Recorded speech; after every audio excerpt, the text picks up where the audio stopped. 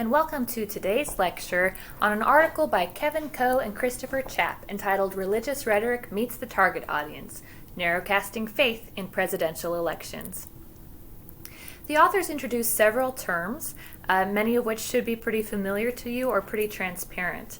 The first of these terms is audience adaptation, which is a long-acknowledged tradition in political communication. Basically, audience adaptation is the idea that it's smart for speakers to tailor what they say to specific audiences for the sake of being more persuasive.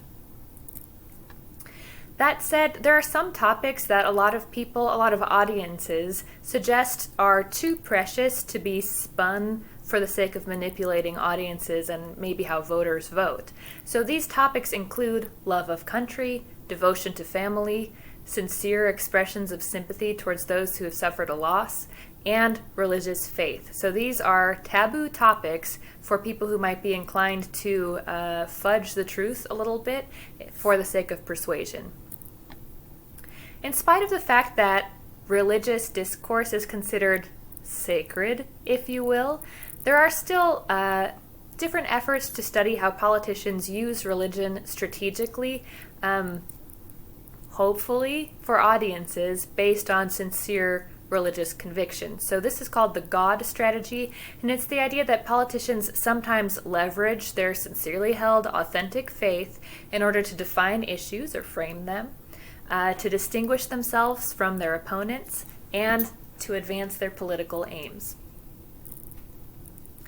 Narrowcasting is another topic that Coe and Chapp introduce in this chapter.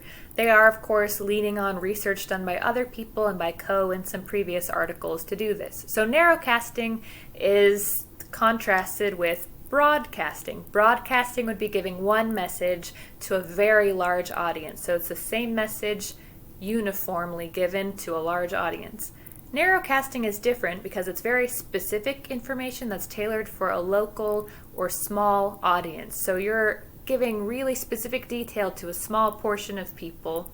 And this is something that politicians, might be able to do in their stump speeches. So the stump speech is a place where you go to a local area with a very loyal partisan base and you talk to them specifically, maybe 150 people in a room, perhaps more, and tell those people something specific that will appeal to them. That's an opportunity to narrowcast.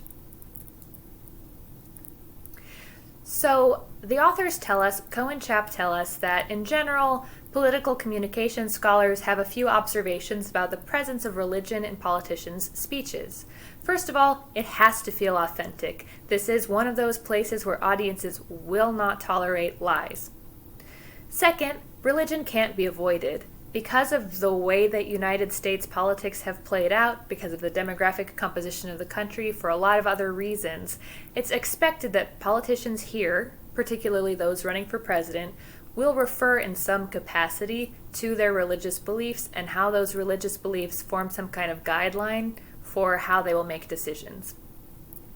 Sometimes religion in politicians' speeches will take the form of a dog whistle. So a dog whistle in rhetoric is a phrase that makes sense and is very meaningful to an in-group, but might not make sense or even be perceptible to people who are not part of that in-group. So if you're in the know, a dog whistle phrase is going to alert you that somebody shares your values. But if you aren't in the know, you won't pick up on the dog whistle. For a lot of politicians, it is the safest strategy to emphasize civil religion instead of a specific particular denomination or faith. So civil religion is talking about the sanctity of the nation state, faith in the American people. It's a swirly whirl of generic quasi-Christian language that's bundled together with great respect and even worship for secular things like the nation state, governance, the collective of the people. Secular audiences don't really care for civil religion because it seems disingenuous to them. Also, I have to imagine some religious audiences don't like it because it gets close to idolatry, right? But whatever, I'm editorializing. You can forget that. Stephen, edit that out. Churches and other places of worship might serve as local venues for stump speeches, and the fact that those are locations where people might speak means that you might get some narrow casting in those locations. So stump speeches, this is a term that's come around a lot in the article, so let's talk about stump speeches.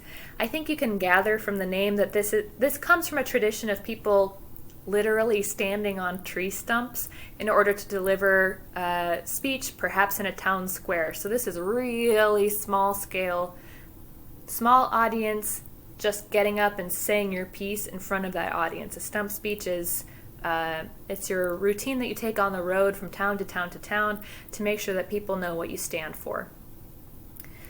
The speeches are mostly the same from delivery to delivery. So from location to location, the stump speech content will mostly be the same.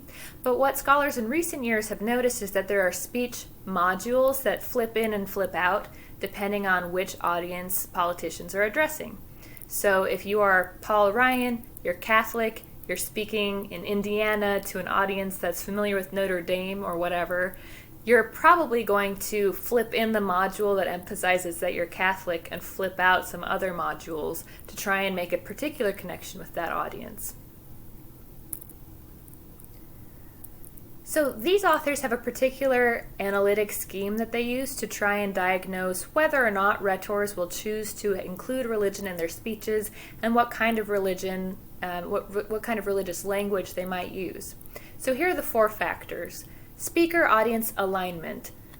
If the speaker can predict that the audience shares a particular faith, like you're Joe Biden and you're in Indiana and you're speaking at Notre Dame and you're trying to connect with them, you might boost the Catholicism a little bit because you can expect that people who go to Notre Dame are probably Catholic or majority Catholic, or at least Catholic friendly. So the closer you are in belief with your audience, the more you're going to emphasize what you have in common. There's also denominational acceptability. So the less acceptable your faith is, the less specific religious language you're going to have in your speech. The speaker's religious history is also a factor. So if you have a reputation for being religious, you might have a more religious speech. Or if you've had a problem with certain things about religion in your past, you might downplay that. So your particular history and public profile will influence the extent to which you use religion in your speeches. And then finally, the speaker's party may or may not be a predictor for whether or not candidates include specific religious language in their speeches. What we know is that the Republican coalition relies very heavily on the evangelical base in order to win elections. So there's some expectations that Republican politicians have to have specific faith-based language in their speeches to appeal to the evangelical bloc. But this might not be true. In spite of the God gap, or the fact that the Democratic Party has more unaffiliated or non-Christian members than the Republican Party does, still Democratic candidates do use Christian language specifically and religious language in general to try and appeal to audiences.